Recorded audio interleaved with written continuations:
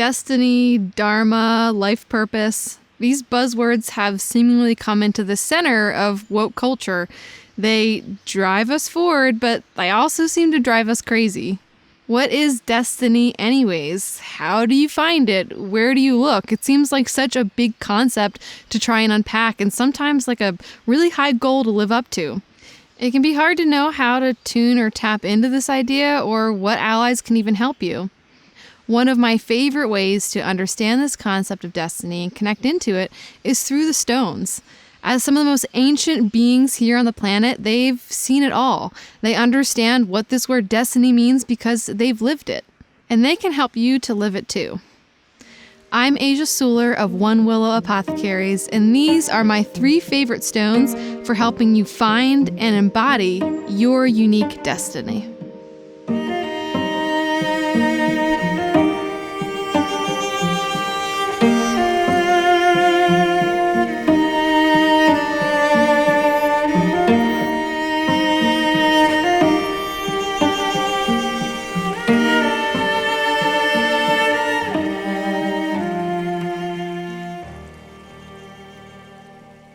What is destiny anyways? Well, if you look at the dictionary, destiny is defined as events that will necessarily happen, things that are fated and often unavoidable. I'm going to tell you right now, I don't really resonate with this definition of destiny, so I'm going to give you mine. Destiny, from my perspective, is more of a blueprint. The idea that when coming into this lifetime, we have a sort of contract or general outline of the things that could possibly happen. It's almost like the acorn becoming the oak. Inside of the acorn is the blueprint for this most majestic, tall, beautifully fleshed out oak tree. Well, destiny is exactly like that. We are born with this acorn imprint to become the oaks that is possible for us to become in this lifetime. And that's really your destiny. Now, with all of this, there's always free will, right? So you have the choice to decide to not grow into a 20-foot tall oak. You could just be a sapling. You could grow in one direction versus another. So all of this is encompassed in this idea of destiny. But when we're talking about in this video, connecting into destiny through stones, what we're connecting into is the possibility, the potential, and the aspects of our contract that we may decide to step into and fulfill so we can really reach our greatest height and greatest growth. So a big part of my training with stones comes from a Chinese and Taoist perspective of working with stones as medicine, coming down through the jade purity lineage here in this country embodied by Jeffrey Yuen and one of my personal teachers, Sarah Thomas. In this tradition of working with stones are thought to resonate with the deepest levels of our being, called the Yuan level. Now, the Yuan level is the place where our dreams and the unconscious live, and this is also the place where our contract, our life blueprint is kept. So when we work with stones, we have this ability to access the deepest level of ourselves to remember those contracts. So the first stone group is a pretty common one, and that's agates. So agates in Chinese medicine are really representative of this first process in what you would call alchemy, this process of separating the pure from the, quote, turbid. So in this way of thinking, everything that comes along in your life is actually an opportunity for growth. That said, it's an important process to recognize where is the pure, the settled, and where is the stirred up, the turbid. And being able to recognize where those two things lie in your life and how they affect you is this first step in what the Taoists would call alchemy, which traditionally was this process of really finding your inner gold. And I would say it's this process of really finding and embodying the golden light of who you are in this lifetime, of transcending out of the patterns and programs that hold you back. That's true alchemy, is finding your inner gold and giving it to the world. In this way of thinking, agates represent this first step on your alchemical journey. So if you look at agates, they have bands. So this is where you see that idea, that metaphoric idea of the distinction between the layers. So they have bands or layers, kind of like tiger's eye, if you've ever seen a piece. Agates represent the ability to take time to be with yourself, to be in cultivation. Oftentimes when we get this idea of destiny, it's like we want to rush into it, we want to start the doing, we want to start the planning. But in this way of thinking, the very first step in all of this is actually taking time out to be with yourself and cultivate this ability to connect to your inner awareness, beginning with separating the pure from the turbid, which is essential to what we would call meditation. Agates are often formed on the surface of the earth, normally at the tail end of something like volcanic activity. And agates really help us in this phase of getting the bigger picture again. It's like stepping out of the heat of turmoil and seeing the wider picture for the way things are. And this is really this beginning moment of understanding the destiny that lies in this place of awareness and cultivation. The Taoists also say that agates are trying to become jade, jade being the stone of perfection in Chinese medicine. But the key here with agates is this, the idea that self-acceptance is what leads to perfection. That perfection isn't a state that you attain that's outside of yourself. It's actually an inner process of alchemy that begins with self-acceptance. And this is what agates are about. Agates are wonderful stones to meditate with, have on the body, or to place on your altar. I find them to be incredibly grounding, and they're a wonderful first step in connecting into your destiny. The next stone is labradorite. Now, labradorite helps you to see your destiny.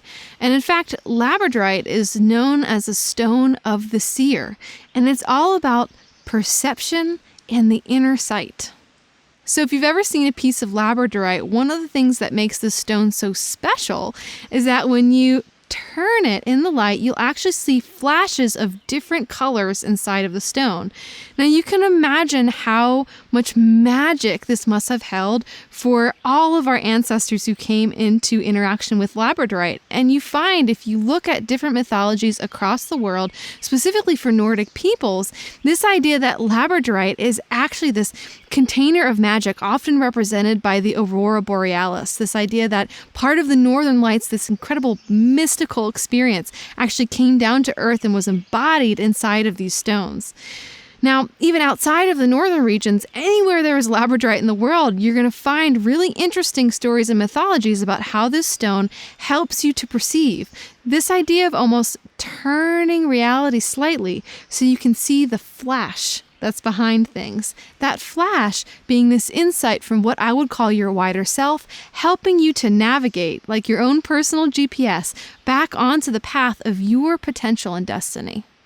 In one version of the Taoist creation story, all of life began on this planet by light actually coming into a cave and hitting the rocks there.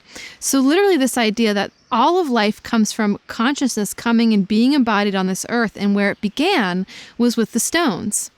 So in traditional Chinese stone medicine, there is this idea that stones are actually this repository for this awareness of our wider selves and our wider plans.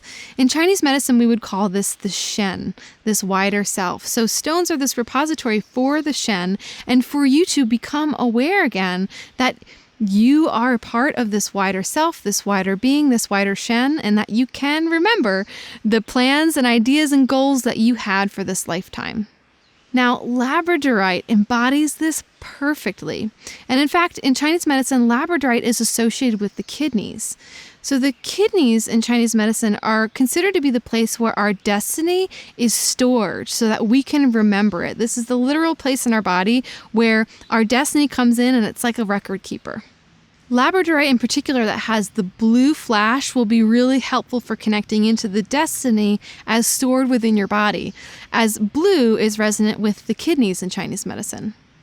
So labradorite is a perfect stone to work with to re-access your contracts and to really ask certain questions like, is there magic in my contract?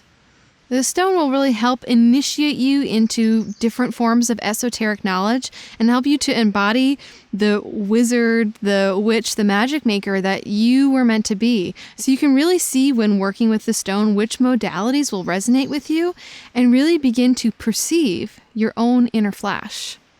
My favorite way to work with labradorite is to hold it in my right hand when I'm meditating.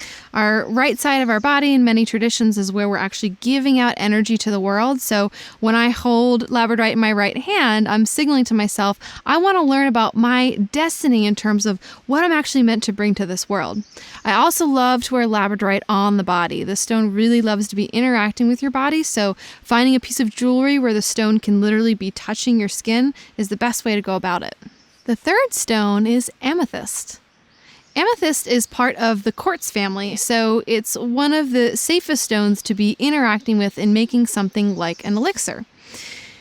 Amethyst also has this resonance with the kidneys in Chinese medicine. It is particularly resonant among the kidney-heart axis, so it has this ability to access this stored knowledge of our destiny and actually crystallize it or solidify it through bringing it up to the heart and projecting it out to the world. Amethyst is a really popular stone for good reason. It's incredibly potent and diverse, as well as super accessible. I find amethyst to be really helpful in developing intuition and sort of balancing the highs and lows that come along with this journey of understanding your destiny. It can be particularly helpful in developing psychic tools or awareness and really opening up your ability to make a communication with this idea of your soul blueprint or contract and see what information is continually being fed to you throughout your life so you can follow it. In Chinese medicine, this stone was literally thought to create an energetic protective shield around your body. And what's interesting is that when we look at a lot of the ways in which this stone was used in antiquity, we actually see that it was oftentimes employed for addiction. So in Greek, amethyst literally means not drunk, and it was often used prior to a night of drinking or after a night of drinking to reduce hangovers. In this way of thinking, addiction, especially to something like alcohol, is actually emblematic of our desire to connect into a wider state of consciousness, our desire to shift our consciousness, and that addiction is an unfortunate pattern and sometimes disease that overtakes this innate desire to connect into more than what is. Now, amethyst comes in and actually creates a protective shield and shows you another viable energetic option, a way of connecting in to numinous states of being, to an expanded awareness, and ultimately to your destiny. One of my favorite ways to work with amethyst is as an elixir. So creating elixir is super easy. You just want to get a stone, put it in a glass of water overnight, and oftentimes I drink it first thing in the morning. The first thing to do, obviously, is to make sure that your stone is safe to be imbibing in water. Now, if you're working with any member of the quartz family that hasn't been artificially irradiated or chemically processed, then you know you're safe. So this includes amethyst. I like to drink the water first thing in the morning before I put food in my stomach to really see the effects, or save it for right before I meditate.